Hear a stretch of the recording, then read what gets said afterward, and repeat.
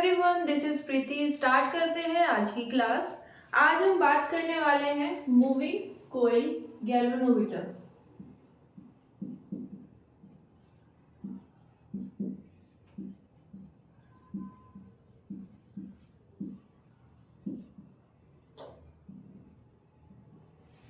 अब ये गैल्वेनोमीटर होता क्या है?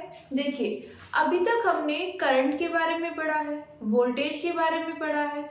हम बात करते हैं कि हमारे पास 3 एम्पियर करंट है या 5 वोल्ट वोल्टेज है, लेकिन हम ये मेजर कैसे करते हैं, है ना?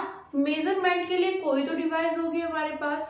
तो हम बोलते हैं कि वोल्टेज को मेजर करने के लिए हमारे पास वोल्ट मीटर है,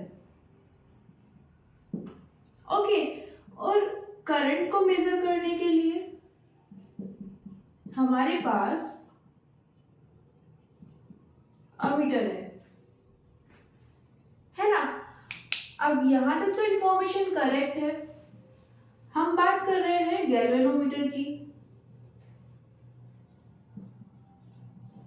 तो ये भी वैसे तो एक इंस्ट्रूमेंट है, लेकिन इसको यूज किस लिए करते हैं? तो इसको भी इन दोनों को मेजर करने के लिए ही यूज किया जाता है। ये एक ऐसी डिवाइस है जिससे आप वोल्ट मीटर भी बना सकते हैं और एमीटर भी, जो करंट मेजर कर पाए और जो वोल्टेज मेजर कर पाए, ओके। सबसे पहले यही कंस्ट्रक्ट किया गया था, उसके बाद इससे हमने एमीटर को बनाया और वोल्ट मीटर को बनाया है, ओके।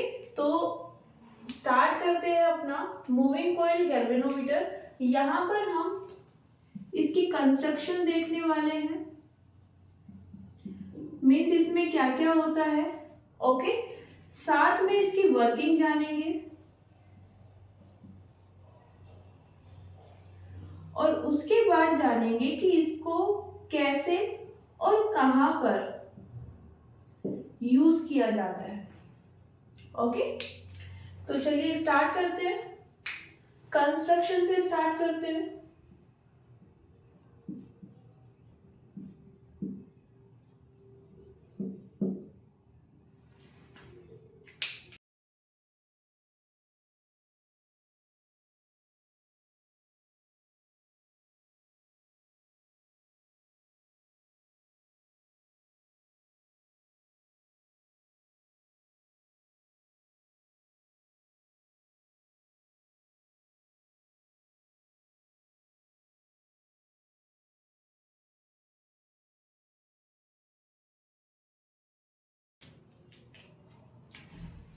यहाँ पर हमारे पास ये है radial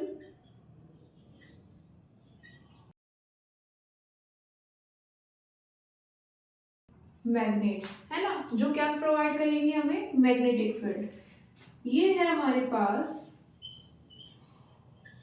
soft iron core, okay. ये होता है हमारे पास स्केल,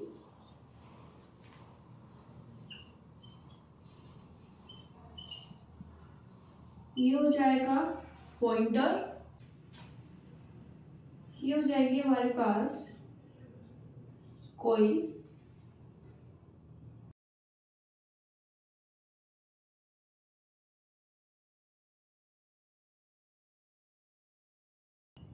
ये होता है एसपी स्प्रिंग, ओके।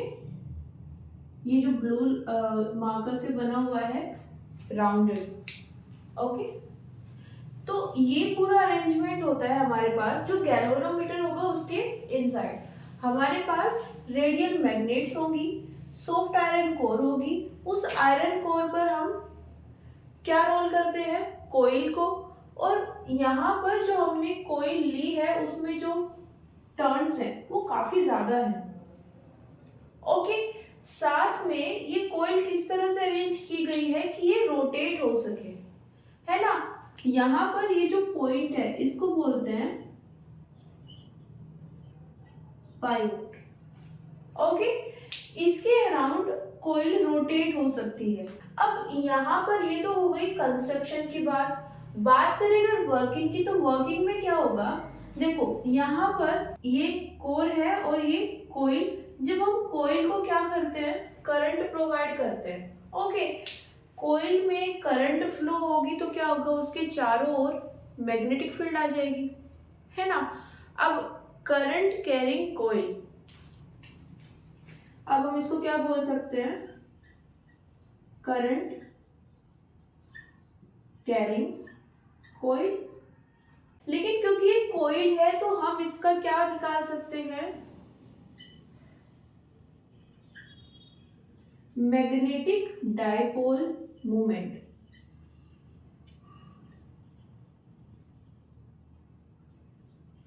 है ना। मैग्नेटिक डायपोल मोमेंट निकाल सकते हैं, क्या फॉर्मूला होता है, m इक्वल्स टू आई है। और क्योंकि इस कोइल में n नंबर ऑफ टर्न्स है तो ये टोटल कितना हो जाएगा, ये देखो ये हमारे पास कोइल है और कोइल किसकी तरह बिहेव करती है, डायपोल की तरह। डायपोल है मतलब हम क्या निकाल सकते हैं, डायपोल मोमेंट। और डायपोल मोमेंट तो एक वेक्टर क्वांटिटी होती है तो इसकी डायरेक्शन भी आएगी, है ना। तो ये हमारे पास कोइल है, यही इसका प्लेन हो जाएगा। तो डायपोल मोमेंट की डायरेक्शन क्या आएगी, लास्ट क्लास में भी हमने देखा था, हम किसी भी प्लेन का नॉर्मल ले ले, अगर ये आ जाएगा इस प्लेन का नॉर्मल, यही किसकी डायरेक्शन है, एरिया वेक्टर की, और यही डायरेक्शन होती है डायपोल मोमेंट की, है ना। जो डायरेक्शन किसकी होगी, एरिया वेक्टर की, वही किसकी हो जाएगी, डायपोल मोमेंट की। तो यहाँ पर ये डायरेक्शन आ जाती है डायपोल मोमेंट की। Okay, out of the plane. अब ये हमारे पास क्या है, रेडियल मैग्नेट्स।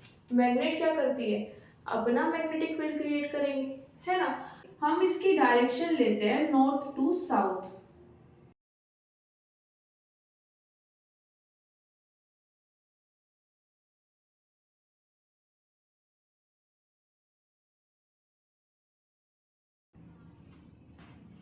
यहाँ पर जो मैग्नेटिक फील्ड आएगी उसकी डायरेक्शन क्या होगी, नॉर्थ टू साउथ। देखो मैग्नेटिक फील्ड की जो डायरेक्शन है उसके साथ कंफ्यूज मत होना, पहले भी हम बात कर चुके हैं, ये कंटिन्यूअस होती है। मैग्नेटिक फील्ड लाइंस अगर हम ड्रॉ करें तो वो कंटिन्यूअस होती है ना। हम नॉर्थ टू साउथ भी ले सकते हैं, साउथ टू नॉर्थ भी। कहाँ पर डिपेंड करता है, डिपेंड करता है रेफरेंस। अगर हम बोल रहे हैं कि हम मैग्नेट से काफी दूर हैं, है ना, या जैसे हम अर्थ की बात करें, हम अर्थ से बाहर हैं और मैग्नेटिक फील्ड को ऑब्जर्व कर रहे हैं, देन हमें वो कैसे दिखाई देगी, नॉर्थ से साउथ। अगर हम मैग्नेट पर हैं या अर्थ पर है ना, तो वहां पर अगर हम मैग्नेटिक फील्ड कंसीडर करें तो हम बाहर की नहीं देख पाएंगे, हम अंदर वाली मैग्नेटिक फील्ड लाइंस को देख सकते हैं, है ना। ये हमारी लिमिटेशन हो जाएगी कि हम सिर्फ किसको देख पा रहे हैं, जो अर्थ पर है ना, सरफेस पर। या फिर अगर हम मैग्नेट्स को ले रहे हैं तो जो मैग्नेट के अंदर है, हम सिर्फ उनको देख पा रहे हैं। तो ऐसे में फिर डायरेक्शन क्या आएगी, साउथ से नॉर्थ। तो यहाँ पर आप कोई भी डायरेक्शन कंसीडर कर सकते हो, आंसर सेम रहेगा, है ना, क्योंकि दोनों में से कोई भी गलत नहीं होती है। डिपेंड करता है कि आप रेफरेंस क्या ले रहे हो। ओके, तो यहाँ पर ये किसकी डायरेक्शन हो गई, डायपोल मोमेंट की, और ये किसकी डायरेक्शन हो गई, मैग्नेटिक फील्ड की। एंगल कितना आ रहा है इनके बीच में, 90। ये डायपोल मोमेंट और ये मैग्नेटिक फील्ड, 90 डिग्री का एंगल आ रहा है। दैट्स मीन यहाँ पर मैग्नेटिक डायपोल मोमेंट और एक्सटर्नल मैग्नेटिक फील्ड दोनों अलग अलग डायरेक्शन में है। अलग अलग डायरेक्शन में होने का मतलब क्या है, यहाँ पर क्या आ जाएगा, एक टॉर्क आ जाएगा।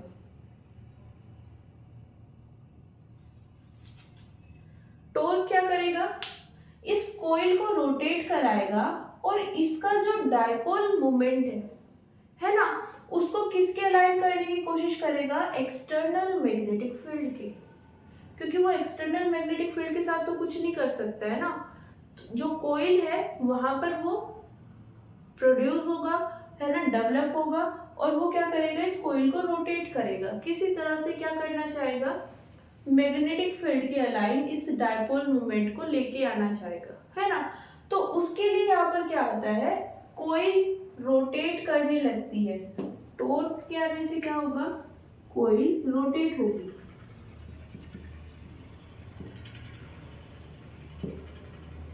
ओके, इसीलिए हमने बोला है कंस्ट्रक्शन में कि हमारे पास जो कोईल होती है वो फ्री होती है रोटेट होने के लिए। ओके, अब यहाँ पर जो एक्सिस होगी वो कौन सी होगी, देखो जो हमने यहाँ पर डिनोट किया है पाइवोट, यहाँ पर एक परपेंडिकुलर एक्सिस आप बना सकते हो जिसे हम क्या बोल सकते हैं, रोटेशनल एक्सिस, है ना। ये भी जब हमने न्यूमेरिकल किए थे देखा था कि हम रोटेशनल एक्सिस की जब बात करते हैं तो जहां पर भी हमारा ऑब्जेक्ट रखा हुआ है जिस भी प्लेन में, उसकी परपेंडिकुलर डायरेक्शन क्या होती है, रोटेशनल एक्सिस, है ना। तो यहाँ पर हमें इस डायरेक्शन में क्या मिल जाएगी, हमारी रोटेशनल एक्सिस, और इसके चारों ओर हमारी कोईल रोटेट होगी। अब यहाँ पर जो ये स्प्रिंग है इसका क्या रोल है, तो देखो जब ये कोईल रोटेट होगी, ये स्प्रिंग भी कहाँ है, इस कोईल की कोर पर, ये क्या है, कोर ऑफ द कोईल, है ना। तो जब ये कोईल रोटेट हो रही है तो इसके ऊपर जो स्प्रिंग है वो भी तो रोटेट होगा, है ना। और यहाँ पर एक काउंटर टॉर्क, किसके कारण, इस स्प्रिंग के कारण,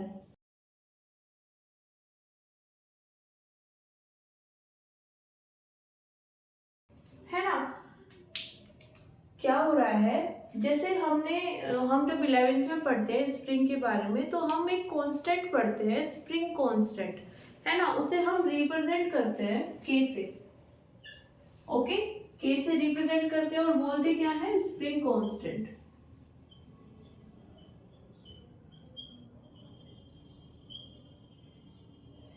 अब ये रिप्रेजेंट क्या करता है, ये स्टिफनेस को रिप्रेजेंट करता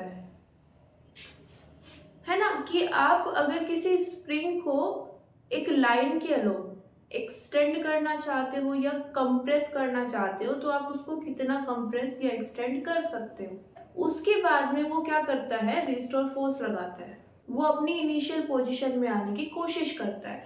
ओके, तो वहां पर क्या आता है, एक रिस्टोरिंग फोर्स आता है। यहाँ पर हम क्या कर रहे हैं, स्प्रिंग देखो इसके साथ में फिक्स है, एक एंड तो फ्री है, दूसरा इस पाइवोट के साथ में फिक्स है ना। तो जब ये रोटेट होगी कोईल, साथ में ये भी रोटेट होगा, स्प्रिंग भी, आप एक लिमिट तक किसी स्प्रिंग को रोटेट कर सकते हो, है ना, ट्विस्ट कर सकते हो। ट्विस्ट यहाँ पर बेटर वर्ड है समझने के लिए, आप किसी भी स्प्रिंग को एक लिमिट तक ट्विस्ट कर सकते हो, है ना।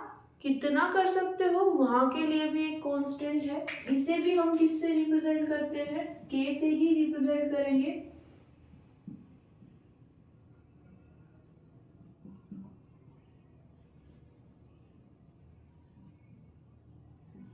इसको क्या बोलते हैं, टॉर्सनल कांस्टेंट।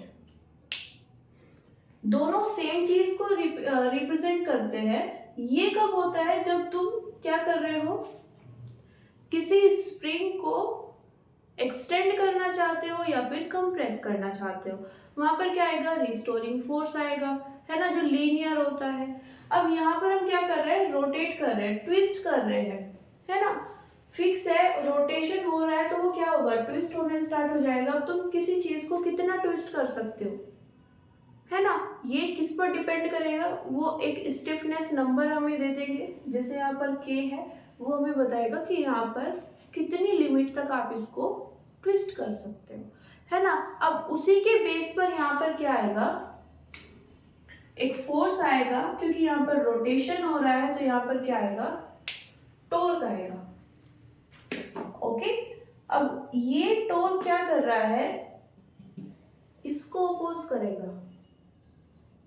जब आप किसी स्प्रिंग को एक लाइन के अलोंग खींचते हो, एक्सटेंड करते हो, तो वो उस लाइन के अलोंग एक्सटेंड नहीं होना चाहता, है ना, वो उसकी रिवर्स डायरेक्शन में फोर्स लगाता है अपनी इनिशियल पोजीशन में आने के लिए। यहाँ पर क्या करेगा, आप उसको ट्विस्ट कर रहे हो, रोटेट कर रहे हो, अब वो टॉर्क लगाएगा अपनी इनिशियल पोजीशन में आने के लिए। तो बेसिकली अगर कॉइल हमारी इस तरह से रोटेट हो रही है क्लॉकवाइज डायरेक्शन में, तो जो स्प्रिंग है इसके कारण जो टॉर्क लगेगा वो इस डायरेक्शन में होगा, एंटी क्लॉकवाइज, है ना। कॉइल इस तरह से रोटेट हो रही है और इसी डायरेक्शन में मतलब क्या वर्क कर रहा है, टॉर्क वर्क कर रहा है। स्प्रिंग के कारण यहाँ पर इस डायरेक्शन में टॉर्क आएगा, है ना। वो इस कॉइल को क्या करेगा, इस डायरेक्शन में रोटेट कराने की कोशिश करेगा कॉइल को, ठीक है। एक पॉइंट आता है जहां पर ये दोनों टॉर्क ऑपोजिट तो है, इक्वल हो जाते हैं,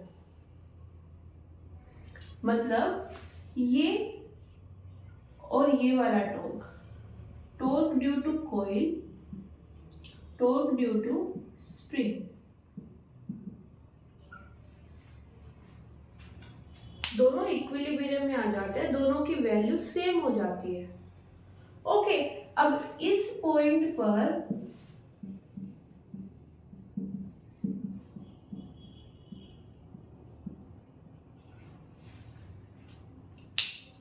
हम बोलते हैं कि हमारे पास क्या आ गया है, इक्विलिब्रियम। ओके, इतना नोट कर लीजिए, उसके बाद आगे देखते हैं।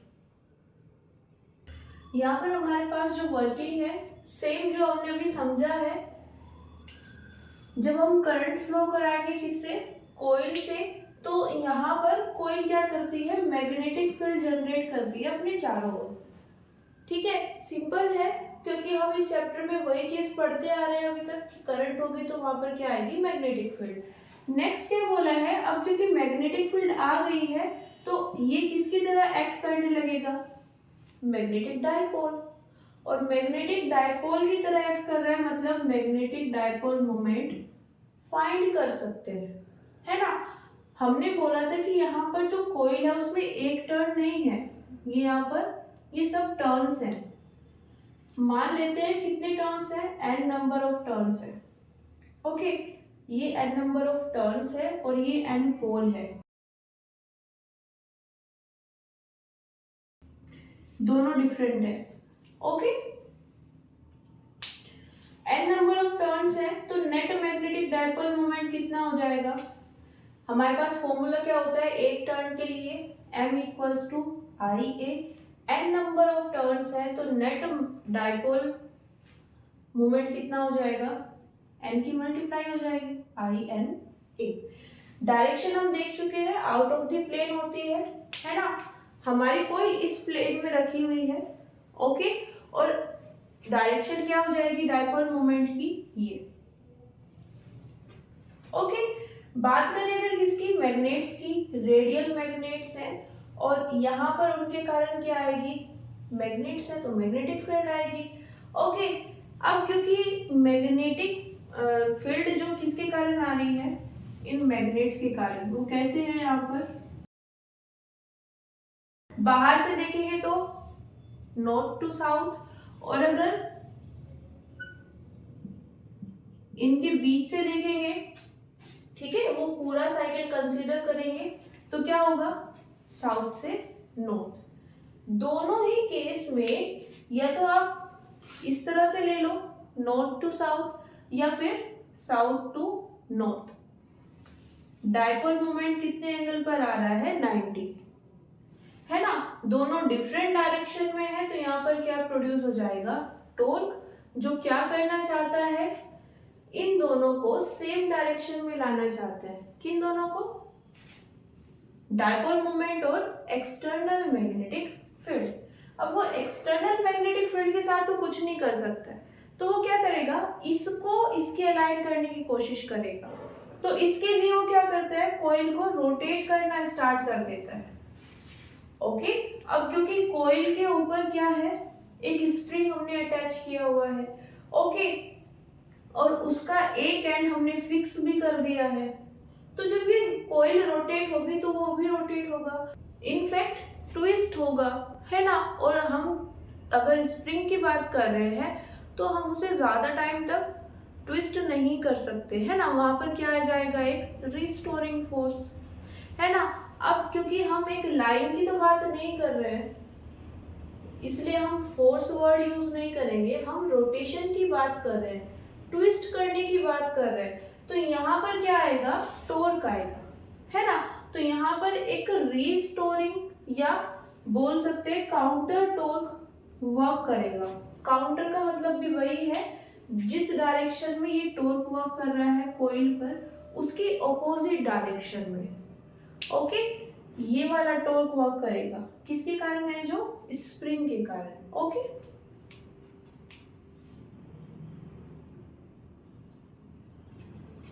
इसको नोट कर लीजिए। नेक्स्ट क्या होगा, बात कर लेते हैं इक्विलिब्रियम की।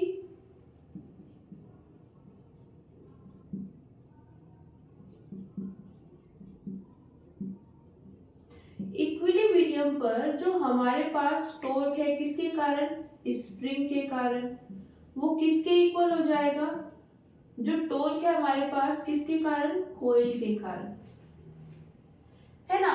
अब यहाँ पर ये टॉर्क का फॉर्मूला क्या होता है, M B sine theta. Okay, M अभी हमने फाइंड किया था, कितना था, एन आई ए। ओके, ए क्या है यहाँ पर, एरिया ऑफ कॉइल, और आई क्या है, current in one turn. Okay, अब यहाँ पर B कौन सी मैग्नेटिक फील्ड है, क्योंकि एक मैग्नेटिक फील्ड तो ये कॉइल भी जनरेट कर रही है, करंट फ्लो होगी तो इसके चारों ओर क्या आ जाएगी, मैग्नेटिक फील्ड। हम उसकी बात नहीं कर रहे हैं, हम इस एक्सटर्नल मैग्नेटिक फील्ड की बात कर रहे हैं। तो इसको लिख लेते हैं EXT, एक्सटर्नल।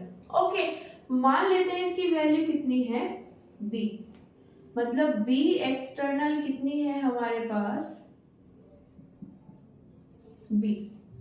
ओके, बात करें एंगल की, एंगल कितना है, अभी हमने देखा 90 है। ओके, ये हमारे पास डायपोल मोमेंट और ये हमारे पास मैग्नेटिक फील्ड की डायरेक्शन। ओके, कितना आ जाएगा 90, साइन 90 कितना होता है 1, तो ये कितना आ जाएगा 1। ओके, तो कितना आया NIAB। ये तो किसकी कैलकुलेशन हुई, टॉर्क और कॉइल। अब बात करें जो स्प्रिंग के कारण है, यहां पर हम एक नया फॉर्मूला पढ़ते हैं K5। Okay,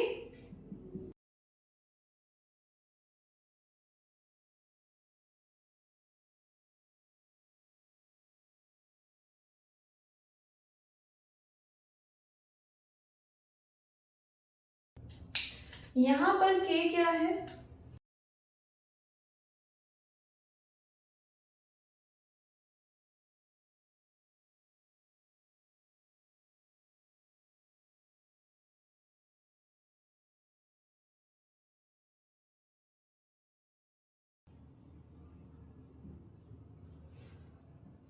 on scale.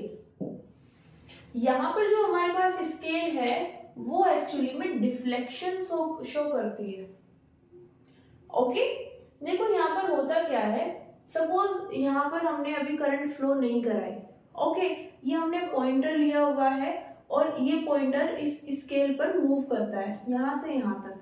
अब हमने अभी करंट को फ्लो नहीं कराया तो ये पॉइंटर 0 पर रहेगा, ये 0 है ना। द मोमेंट आप करंट को फ्लो कराओगे, ओके, तो ये पॉइंटर मूव करने लगेगा। अब मूव क्यों कर रहा है, क्योंकि हमने इसको इस कॉइल के साथ में कनेक्ट किया हुआ है। जब भी कोई करंट आएगी कॉइल में क्या प्रोड्यूस हो जाएगा, टॉर्क। टॉर्क क्या है, आई पर डिपेंड करता है ना। तो जब भी कॉइल में क्या फ्लो होगी, करंट फ्लो होगी, तब तब यहाँ पर क्या आ जाएगा, टॉर्क आ जाएगा, मतलब कॉइल रोटेट करेगी। तो ये क्या होगा, पॉइंटर यहाँ से वहां पर जाना स्टार्ट कर देगा। ओके, इस तरह से मूवमेंट करना स्टार्ट कर देगा। ओके, जब हम इक्विलिब्रियम पर आते हैं तो ये वो कंडीशन होती है जब ये पॉइंटर मूवमेंट करना बंद करेगा और किसी एक पॉइंट पर जाकर रुक जाएगा। सपोज ये यहाँ पर आकर रुका है, ओके, मान लेते हैं यहाँ पर एंगल कितना है 30। जैसा मैंने भी बोला कि यहाँ पर डिफ्लेक्शन को शो करती है। डिफ्लेक्शन मतलब कि कितना एंगल चेंज हो गया है ना, अपनी इनिशियल पोजीशन से वो कितना चेंज हो गया है। ओके, तो यहाँ पर सपोज पहले कितना था, ये 0 है ना, अभी कितना हो गया है, इक्विलिब्रियम पर जब ये आकर रुका तो ये 0 पर नहीं रुकेगा, 30 पर रुक जाएगा। करंट तो अभी भी है यहाँ पर, लेकिन क्या हुआ है, इस स्प्रिंग के कारण जो टॉर्क है और कॉइल के कारण जो टॉर्क है, इन्होंने एक दूसरे को बैलेंस कर लिया है। तो करंट तो अभी भी है, लेकिन कॉइल अब मूव नहीं कर पाएगी। इतना हो गया। अब हम जहां पर ये पॉइंटर रुक जाएगा वहां का एंगल नोट कर लेते हैं। ओके, ये आगे की प्रोसेस है। द मोमेंट यहाँ पर ये इक्विलिब्रियम आया, पहले पॉइंटर इस साइड ऐसे मूव कर रहा था, है ना, लेफ्ट टू राइट। जैसे यहाँ पर इक्विलिब्रियम आया, ये रुक गया। अब इस पोजीशन में ये 0 पर नहीं होगा, है ना, क्योंकि करंट 0 नहीं हुई है।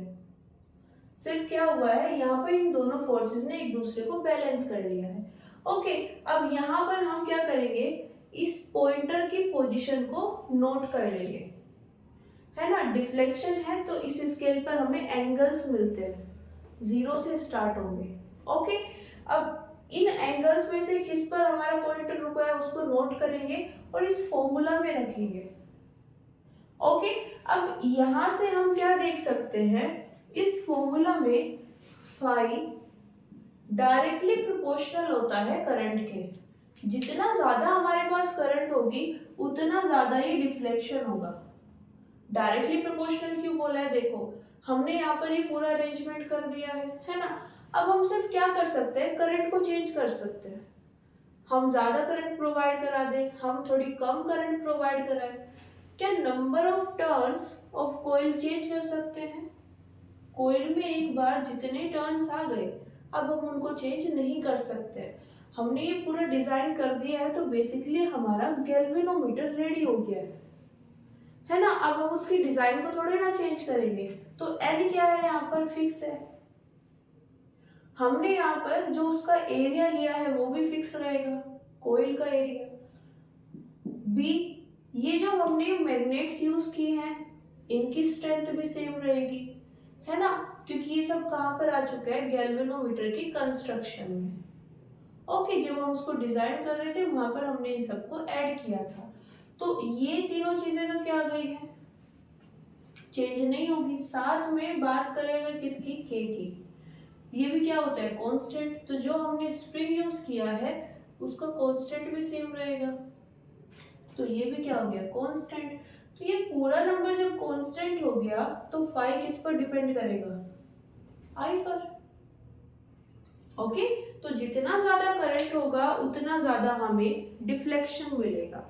मतलब हो सकता है कि 3 एम्पियर करंट के लिए ये 30 पर रुका है, अगर हम 10 एम्पियर करंट फ्लो कराए तो हो सकता है ये यहाँ पर आकर रुके, है ना। तो ये यहाँ पर प्रोसेस होती है पूरी वर्किंग। ओके, इक्विलिब्रियम के बाद में हमें क्या मिलेगा, इस पॉइंटर के रुकने से हमें ये फाई मिल जाएगा। ओके, और वहां से हम निकाल सकते हैं कि हमारे पास एक्चुअली में कितनी करंट है। स्टार्टिंग में हमने बोला था कि गैल्वेनोमीटर हम किस लिए यूज करते हैं, वोल्टेज मेजर करने के लिए भी कर सकते हैं, करंट मेजर करने के लिए भी कर सकते हैं। यहाँ से हमारे पास जो फॉर्मूला आया उससे हम क्या कर सकते हैं, करंट मेजर कर सकते हैं। वोल्टेज कैसे मेजर करेंगे वो भी देखेंगे। ओके, अभी के लिए करंट कैसे मेजर करें, क्योंकि यहाँ पर स्केल तो क्या है, एंगल्स को बता रहा है। तो एंगल अगर आपने जान लिया NIAB/K, ये पूरी वैल्यूज आपको दे दी जाएगी, I की वैल्यू फाइंड हो जाएगी। ओके, तो आप इसको नोट कर लीजिए।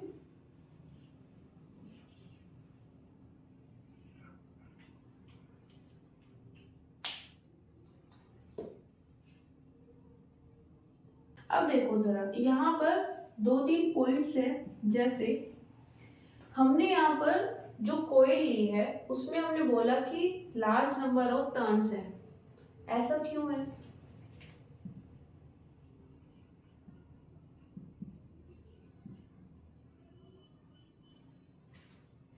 ओके, साथ में हमने क्या बोला है, हमारे पास क्या है, सॉफ्ट आयरन कोर है। देखो जब हमने सोलेनोइड पढ़ा था ना, तो हमने वहां पर सोलेनोइड के लेक्चर में ये बोला था कि जब हम कोइल को, सपोज हमारे पास एक वायर है और हमने ये मार्कर लिया है, ये जो बॉडी ये कैसी है, नॉन मेटेलिक, इसको हम कोर बोलते हैं, है ना। इसके ऊपर हम क्या करेंगे, अपने वायर को टर्न कराएंगे। ओके, अब हमने वहां पर बोला था कि हम जो ये डिस्कशन कर रहे हैं ये किस तरह के कोर के लिए है, नॉन मेटेलिक कोर के लिए। ओके, और उसका नॉन मेटेलिक कोर का कोई इम्पैक्ट नहीं होगा किस पर, करंट पर या फिर मैग्नेटिक फील्ड पर, है ना। वो किसी भी तरह से कोई इफेक्ट नहीं डालेगी। सिर्फ हमने वहां पर किस लिए यूज किया था उस कोर को, कि जो हमारी वो बॉडी, जो डिवाइस है ना, जो हम बनाना चाह रहे हैं कोइल, उसकी शेप और साइज फिक्स हो जाए, उसको एक स्टेबिलिटी मिल जाए। ओके, अब यहाँ पर हमने क्या किया है, ये जो कोर ली है, ओके, जिसके चारों ओर हमने क्या किया है, एक वायर को रोल किया है, उस बॉडी को हमने आयरन का लिया है, मतलब मेटेलिक है। ये सॉफ्ट आयरन कोर मेटेलिक है ना। ये इसके आने से मैग्नेटिक फील्ड इंक्रीज हो जाती है।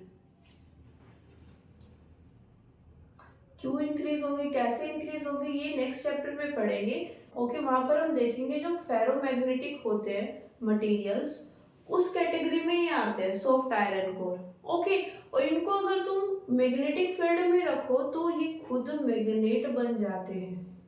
ओके, तो यहाँ पर हमने क्या किया, देखो वायर में करंट तो फ्लो होगी ही, मैग्नेटिक फील्ड भी आएगी, है ना।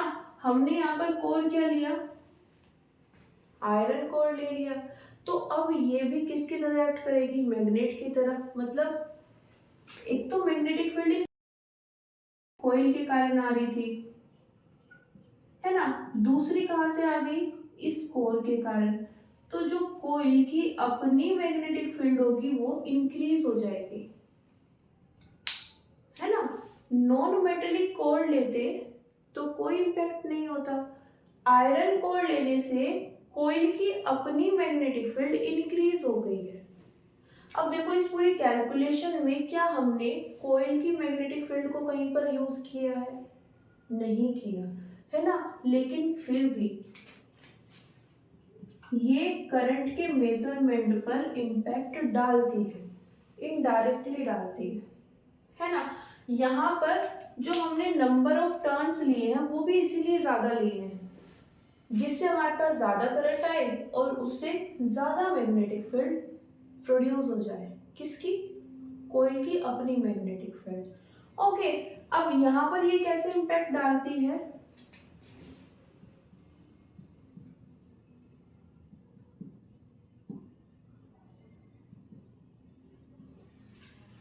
ज्यादा मैग्नेटिक फील्ड के होने से जो गैल्वेनोमीटर होता है ना वो ज्यादा सेंसिटिव हो जाता है।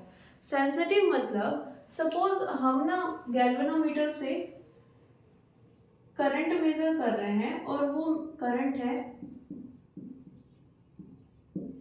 मतलब 1 माइक्रो एम्पियर। अब अगर आप इसमें 0.1 ऑर्डर का भी चेंज करोगे ना, मतलब 0.01, इस ऑर्डर का चेंज भी करोगे ना, या हो जाए खुद से, तो गैल्वेनोमीटर उसको भी रिकॉग्नाइज कर लेगा। सेंसिटिव होने का मतलब क्या है कि यहाँ पर छोटे से छोटा अगर आप किसी तरह से चेंज करा पा रहे हो करंट में, या खुद से हो पा रहा है, तो गैल्वेनोमीटर उस चेंज को भी कंसीडर कर लेता है।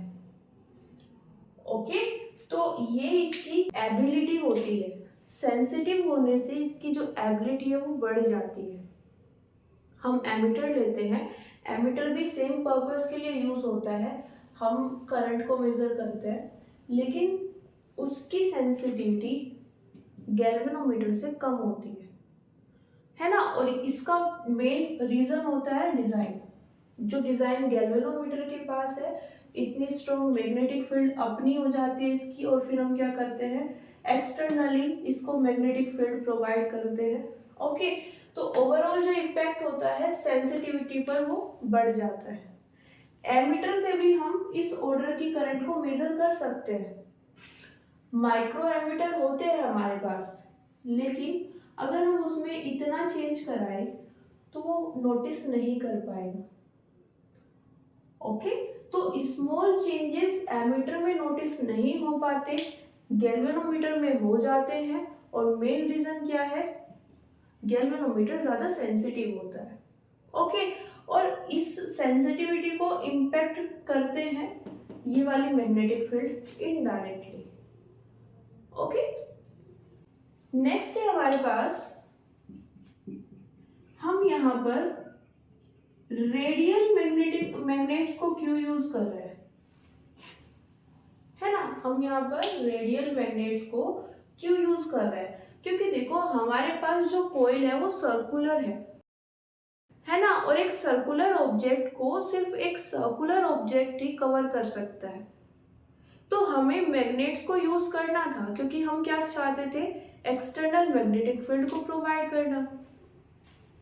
ये जो हमने यहाँ पर टॉर्क इंट्रोड्यूस किया है, ये कैसे आया, जब यहाँ पर एक्सटर्नल, और एक्सटर्नल में भी कैसी, यूनिफॉर्म मैग्नेटिक फील्ड थी, है ना। अब यूनिफॉर्म मैग्नेटिक फील्ड कब आएगी, जब कोइल के चारों ओर मैग्नेट आ पाए। कोइल है बीच में, है ना, ये हैंड को कोइल मान सकते हो, ये इस तरह से रखी हुई है फ्लैट हॉरिजॉन्टल। इसके अराउंड मैंने क्या रखा है, एक मैग्नेट को इस साइड, दूसरा उस साइड, एक नॉर्थ बन जाएगा, दूसरा साउथ। अब अगर ये स्क्वायर शेप होंगे तो सिर्फ ये वाला पार्ट इम्पैक्ट होगा कोइल का, और ये वाला। अगर ये रेडियल होंगे तो ज्यादा कोइल का जो एरिया है वो ज्यादा एरिया इम्पैक्ट होगा। इसका हम टॉप व्यू, साइड व्यू बना सकते हैं। ये हमारे पास टॉप व्यू होता है। ओके, तो एक बार साइड व्यू भी देख लेते हैं, इसको नोट कर लीजिए पहले। तो हमारे पास कुछ इस तरह का ओरिएंटेशन आता है अगर हम साइड से इसको देखें। ओके, बीच में ये हमारे पास कोइल होती है। ओके, और यहाँ पर ये हमारे पास नॉर्थ पोल हो जाएगा, ये साउथ पोल। ओके, अब देखो अगर हम यहाँ पर क्या करते, इस तरह का एक स्क्वायर या फिर रेक्टेंगुलर शेप का मैग्नेट रखते, तो उससे इतना पोर्शन कवर नहीं हो पाता, है ना। और यहाँ से अगर मैग्नेटिक फील्ड ही नहीं होगी, सपोज यहाँ पर जो मैग्नेटिक फील्ड है वो इस पॉइंट पर जो मैग्नेटिक फील्ड है उसके इक्वल नहीं आएगी, तो हमारे पास यूनिफॉर्म मैग्नेटिक फील्ड नहीं आ पाएगी। रेडियल मैग्नेटिक फील्ड होने से हमारे पास यूनिफॉर्म मैग्नेटिक फील्ड आ जाती है। ओके,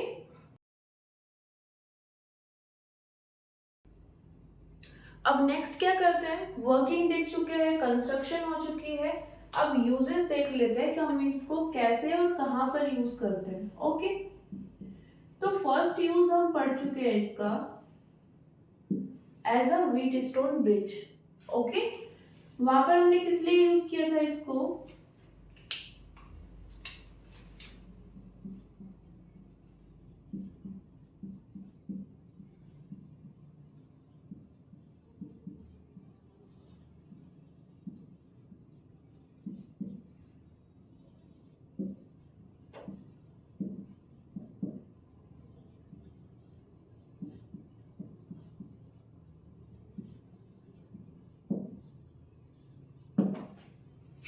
ओके, जैसे हमने अभी यहाँ पर स्केल बनाया हुआ था, पॉइंटर बनाया हुआ था, अगर वहां पर पॉइंटर कैसे है, 0 पर है, दैट्स मीन वहां पर कोई करंट नहीं है। द मोमेंट वहां पर करंट आएगी, पॉइंटर मूव करना स्टार्ट कर देगा। ओके, और अगर वो रुकता भी है, ओके, जैसे हमने देखा इक्विलिब्रियम में अगर वो आ जाएगा तो वो रुक जाएगा पॉइंटर एक पॉइंट पर, तो भी वहां पर अगर ये 0 नहीं है, दैट्स मीन करंट भी 0 नहीं है। अगर ये वो 0 पर आ जाता है, दैट्स मीन फिर करंट भी 0 हो जाएगी, है ना। और ये सीधे सीधे से रिलेशन हम कहाँ से निकाल सकते हैं, जो हमने फॉर्मूला डेराइव किया है। ओके, वहां से हम इसको देख सकते हैं। दूसरा हम कैसे यूज करते हैं गैल्वेनोमीटर को,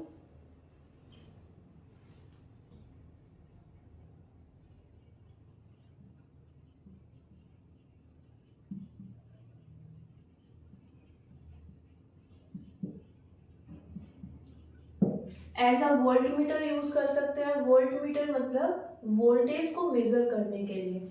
ओके, थर्ड,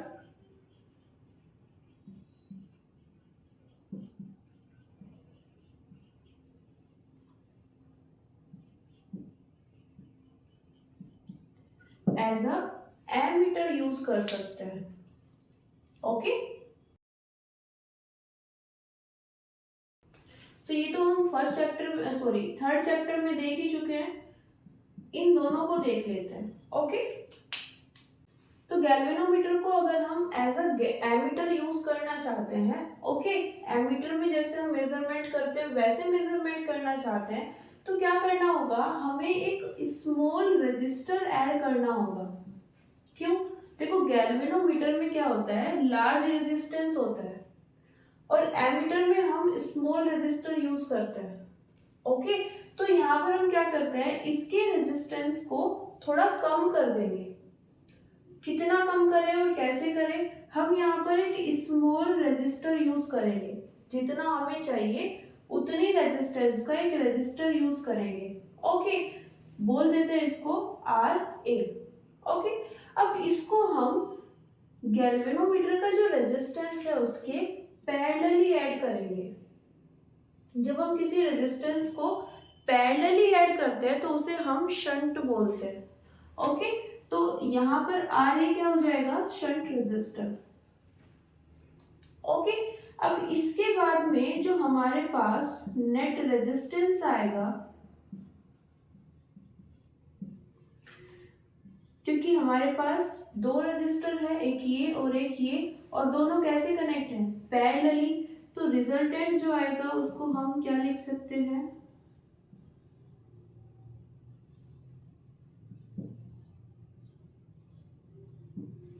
ओके, यहां से कैलकुलेट करेंगे तो ऐसा कुछ आ जाएगा, जिसको हम लिख सकते हैं R equals to R A R G divided by R A plus R G. Okay, अब देखो यहां पर क्या है,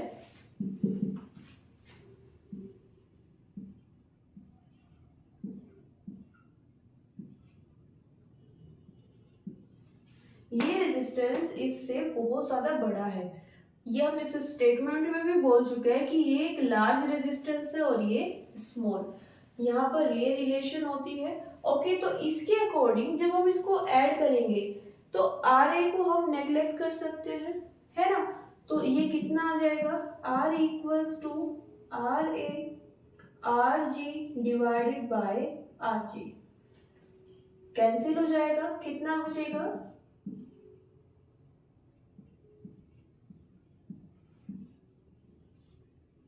तो देखा हमने कैसे गैल्वेनोमीटर के रेजिस्टर को कम किया है, रेजिस्टेंस को, उसके रेजिस्टेंस के पैरेलली हमने एक रेजिस्टर ऐड किया, जितना हमें रेजिस्टेंस चाहिए था उतनी वैल्यू का। ओके, और जब हम पैरेलली ऐड करते हैं तो रिजल्टेंट हमारे पास क्या आ जाएगा, आर ए के इक्वल आ जाएगा। मतलब अब हमारे पास रेजिस्टेंस है लेकिन सिर्फ इतने ओम का। ओके, अब यहाँ पर हम एक टर्म डिफाइन करते हैं,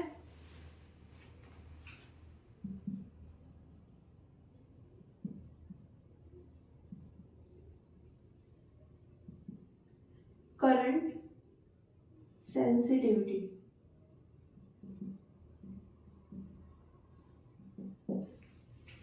ठीक है, ये एमीटर जो हमारा बना है ना, गैल्वेनोमीटर तो काफी ज्यादा सेंसिटिव था। अब ये जब हमने गैल्वेनोमीटर को क्या बना दिया, एमीटर, अब ये कितना सेंसिटिव है इसको हम फाइंड कर सकते हैं। और यहाँ पर जो ये करंट सेंसिटिविटी टर्म है इसको हम लिखते हैं phi by I। Okay,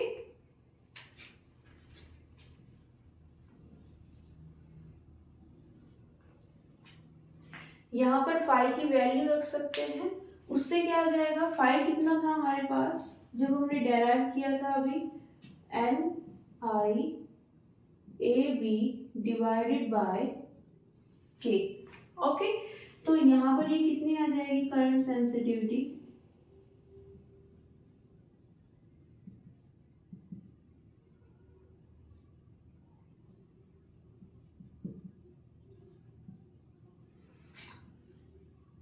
N A B divided by K. Okay, I से आई तो कैंसिल ही हो जाएगा। ओके,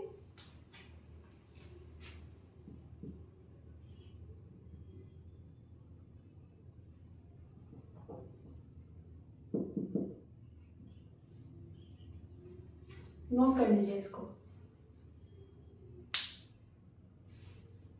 देखो, जब हम करंट को मेजर करते हैं, हम चाहे गैल्वेनोमीटर यूज करें या फिर एमीटर, अगर हमें करंट चाहिए तो हम जहां पर भी करंट को मेजर करना चाहते हैं वहां पर सीरीज में ऐड करते हैं। क्योंकि हम ये पढ़ चुके हैं थर्ड चैप्टर में कि करंट जब हमारे पास दो या दो से ज्यादा रजिस्टर होते हैं या डिवाइस कनेक्ट होती है सीरीज में, तो करंट सेम फ्लो होगी।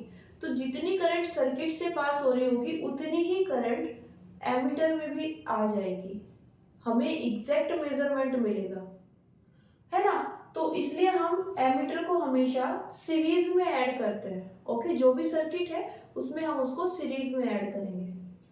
नेक्स्ट है हमारे पास वोल्टमीटर। तो यहाँ पर क्या होगा, जब हम वोल्टमीटर को यूज करते हैं, देखो यहाँ पर हमारे पास बहुत ज्यादा रेजिस्टेंस होना चाहिए जिससे हम क्या कर पाए, करंट फ्लो को रोक पाए। क्योंकि अगर करंट फ्लो होगा तो एनर्जी लॉस होगी। ओके, तो वहां पर अगर हमें प्रॉपर सेम वोल्टेज चाहिए तो हम क्या करना चाहते हैं, करंट को रिड्यूस करना चाहते हैं। अब वहां पर अगर हम गैल्वेनोमीटर को एज अ वोल्टमीटर यूज कर रहे हैं तो यहाँ पर हमारे पास एक प्लस पॉइंट हो जाता है, इसके पास रेजिस्टेंस है और काफी ज्यादा है। अब अगर हम उसको और ज्यादा इंक्रीज करना चाहते हैं तो क्या कर देंगे, गैल्वेनोमीटर के पास ये रेजिस्टेंस होता है Rg, इसकी सीरीज में एक रेजिस्टर ऐड करेंगे और उस रेजिस्टर का रेजिस्टेंस कितना होगा, Rv। Okay, V for voltmeter के लिए, और हमने इससे पहले यूज किया था Ra एमीटर के लिए। ओके, ये भी काफी लार्ज है यहाँ पर। ओके, ये ज्यादा होता है लेकिन ये उससे भी ज्यादा है। देन नेट रेजिस्टेंस कितना हो जाएगा,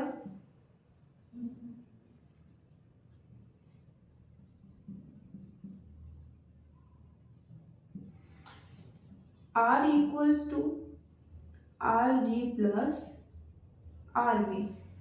ओके, अगेन हमारे पास यहाँ पर क्या है, Rv काफी ज्यादा बड़ा है किससे, Rg से, है ना। तो यहाँ पर क्या कर सकते हैं, इसको नेग्लेक्ट कर सकते हैं।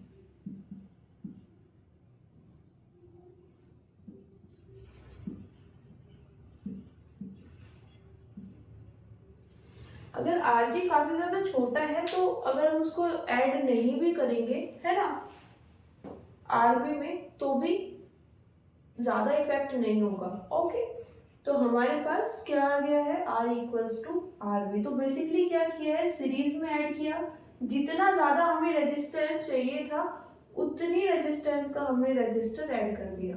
सीरीज में किया है तो ओवरऑल हमारे पास वही रेजिस्टेंस आएगा। और अगर ऐड हो भी जाता है एग्जैक्ट वैल्यू की अगर हम बात करें तो भी रेजिस्टेंस ज्यादा ही आएगा, कम नहीं आएगा, क्योंकि हमने सीरीज में ऐड किया है। ओके, फर्दर एक टर्म यहां पर डिफाइन होती है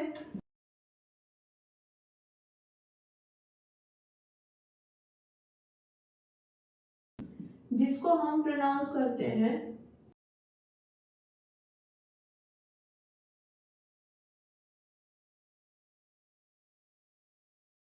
वोल्टेज सेंसिटिविटी।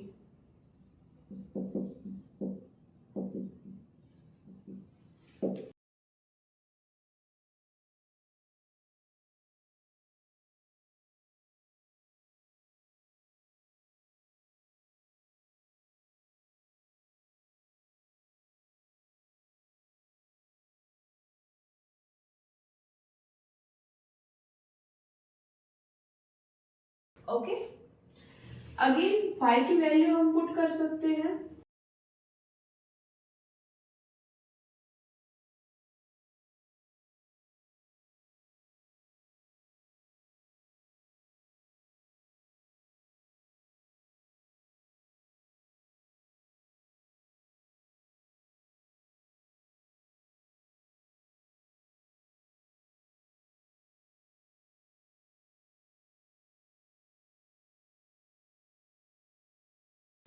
ओके,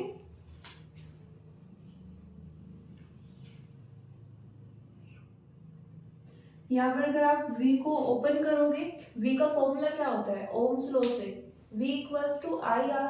तो वहां से जो आपके पास करंट होगी, जो आपके पास रेजिस्टेंस होगा, उससे इसको फर्दर सॉल्व कर सकते हो। ओके, अब देखो वोल्टमीटर में क्या होता है, आप इसको हमेशा सर्किट में पैरेलली ऐड करते हो, है ना, क्योंकि जब हम पैरेलली देखते हैं तो वोल्टेज सेम होती है।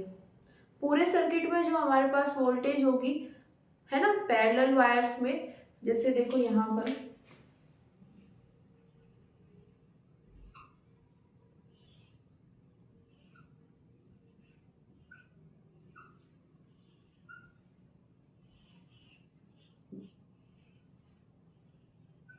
एक सिंपल सा सर्किट लिया है, मैं इस रेजिस्टर के अराउंड कितनी वोल्टेज है या इसके पास कितनी वोल्टेज है वो चेक करना चाहती हूँ, तो मैं इस वोल्ट मीटर को इसके पैरेलली ऐड कर रही हूँ। ओके, अगर यहाँ पर एक से ज्यादा होते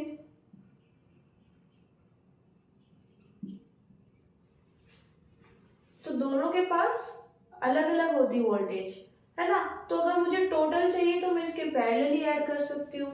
अगर मुझे यहाँ पर सिर्फ इसके अराउंड चाहिए तो मैं वोल्ट मीटर को सिर्फ इसके अराउंड पैरेलली कनेक्ट करके चेक कर सकती हूँ वोल्टेज। ओके, और अगर हम बात करें किसकी, एमीटर की, तो वो हमेशा सीरीज में आएगा। ओके, ये हमारे पास रेजिस्टेंस, इसके बाद में जो करंट होगी वो कहाँ पर जाएगी, एमीटर में जाएगी, है ना, तो यहाँ पर या यहाँ पर जितनी भी करंट होगी वो सेम एमीटर में जाएगी, तो हमें एग्जैक्ट करंट मिल जाएगी। ओके, तो आज के लिए इतना ही, मिलते हैं नेक्स्ट क्लास में। Thank you everyone, see you soon.